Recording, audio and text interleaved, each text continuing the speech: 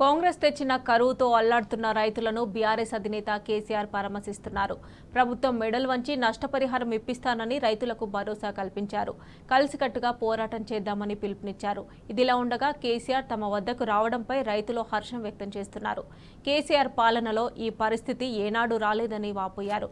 కాంగ్రెస్ ప్రభుత్వం నీళ్లిస్తామని నమ్మించి మోసం చేసిందని కన్నీటి పర్యంతమవుతున్నారు. కేసీఆర్ గారిని కలిసిరా ఏం మాట్లాడారు? మీకు ఇప్పుడైనా మీరు ఆలోచించుకోవాలి. మీరే మనం అందరం ఒకటైతేనే ఆ సార్ మనకు పని చేస్తాడు. మనం ఎక్కడో అక్కడ బిక్కపోతే మాత్రం సార్ ఏం చేస్తాడు మనకు? మనం అందరం చేస్తేనే ఆయన కూడా అన్ని రోజులు ఎట్లా చేసాడు ఇప్పుడు కూడా అట్నే ధైర్యంగా ఉండి చేస్తేనే మనకు గువ, లేకపోతే గడ్డి తిని బతకాలి. నువ్వు చెప్పే ఏం పేరు? నీ పేరు? సోమలానే.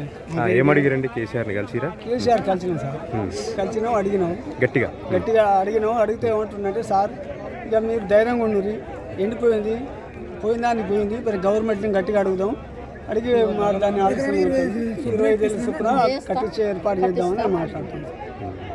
కట్టిస్తే దేవుడు ఆయన వచ్చి బతికి వచ్చి మనకు బతికింటే ఆయన దేవుడు.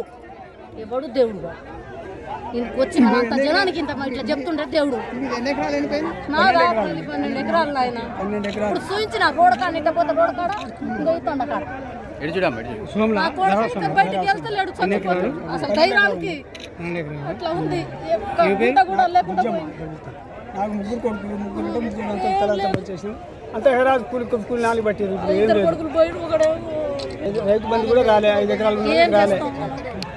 4 ఎకరాలు 3 ఎకరాలు పడ్డాయి. నా 9 ఎకరాలు ఎండిపోయింది సార్. ఆంగో సార్ నా పేరు. తీర పుట్టకొచ్చింది. ఈయన టయానికి ఎంత ఎండిపోయింది సార్. గోర్లకు ఇచ్చినాం.